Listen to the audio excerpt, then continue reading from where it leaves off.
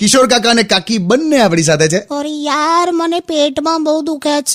હાય હાય, congratulations. બે અરગ પદુડા આ કોંબડી લે, હું કાજુ તું તે Yeah, you know, I had a lovely burger, French fries, corn pizza, feeling awesome. જો મેં ફેસબુક નહીં તે ખાધું હોય આચું કહી દે. ગીલોડાનું શાક ખાધું તો બપોરની રોટલી ખાધી હતી. અજમો ફાકી જા, સારું થઈ જશે. પણ યાર મને લાગે છે મારું આખું છે ને પાચન તંત્ર બગડ્યું છે.